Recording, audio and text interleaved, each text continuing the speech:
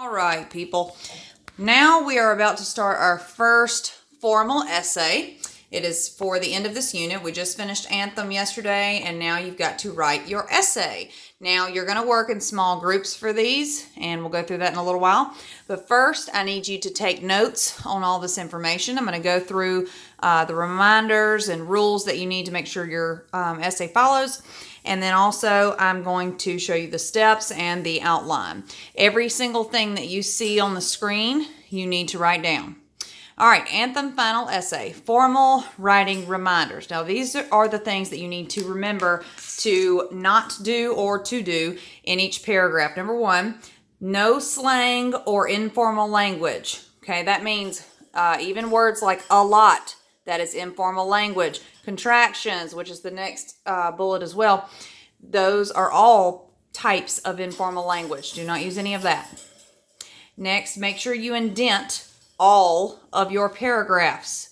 If you have paragraphs that are not indented, then they are not full paragraphs. They're just not finished yet. They're unfinished. I'll give you a second between each one to write everything down. Next, no first or second person pronouns. Now, first person pronouns are I, me, my, we, us, our, okay? Anything that includes you, I, those kind of words, those are all first person pronouns. Second person pronouns are you, yourself, yours, just the words with you in it. So you cannot use either of those types of pronouns.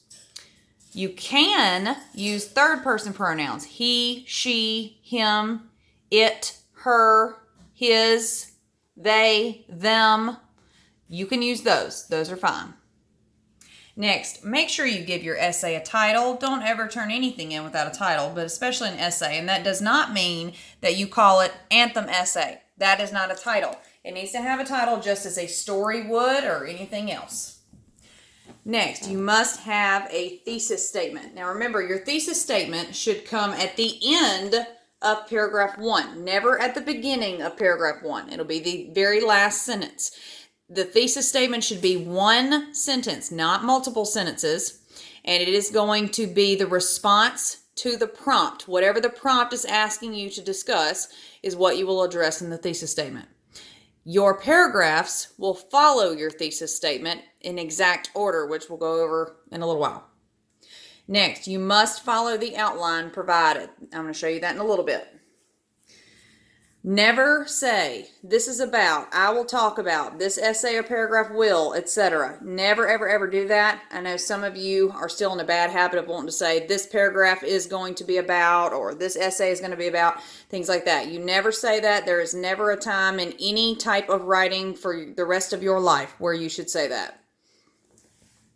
Finally, remember to make sure that you have a minimum of 7 to 10 sentences per paragraph. If you're doing this correctly, you should end up having way more than 7, but a 7 is your minimum. Okay, here are the steps that you're going to complete this project in. Number 1, you're going to write down all the notes in the outline. That's what you're doing right now. Number 2, you're going to write the prompt, and you're going to write your thesis statement. Now, here is your prompt. I'm going to say it to you right now. So you need to write it down right now. Here we go. Your prompt is, in four paragraphs, discuss how equality changes from the beginning to the end of the novel. In 4 paragraphs, discuss the changes, or discuss how equality changes, or the changes equality makes from the beginning to the end of the novel. Okay? Now, when you get with your group, you're going to write your thesis statement. So when you do that, you need to choose 2 ways that you believe he has changed. 2 ways. That can be an emotional or a mental thing, however you want to do that. And that is what you will address in your thesis statement.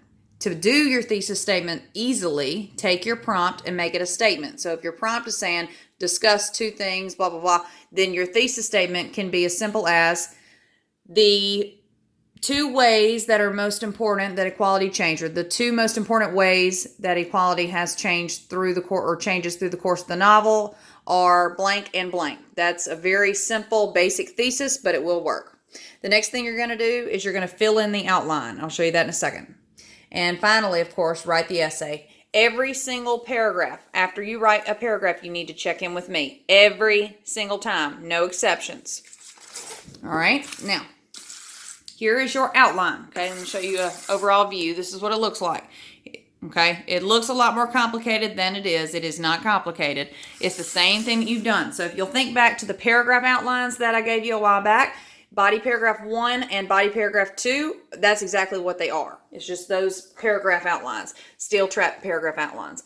And that's why I had you learn that. Okay, so write this down. Roman numeral 1, and that represents paragraph 1. So paragraph 1 is your intro paragraph, and the first thing you will have, which is A, is your intro sentence. Now the blank here means that when you get with your group, you need to actually write down the sentence you're going to use for this step in that blank. B is your thesis statement.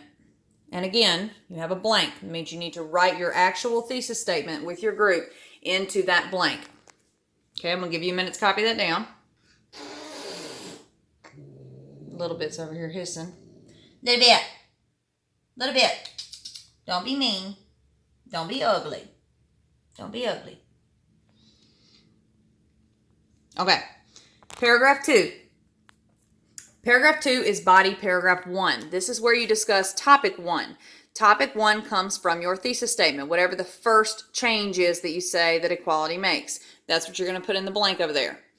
All right, this paragraph is made up of the same things as we've always done. You're going to give quote 1 and then analysis of quote 1. Quote 2 and then analysis of quote 2. Very simple. And then give your concluding sentence at the end of the paragraph. Okay, let me give you a second to write that down.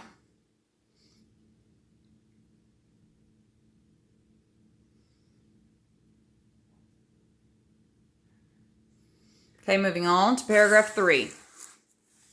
Paragraph 3 is body paragraph 2. This is where you say topic 2, and you'll write it in the blank. Again, it should come from your thesis statement. Whatever the second change is, will go there.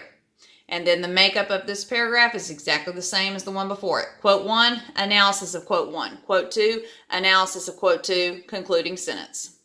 I'll give you a minute to write that down.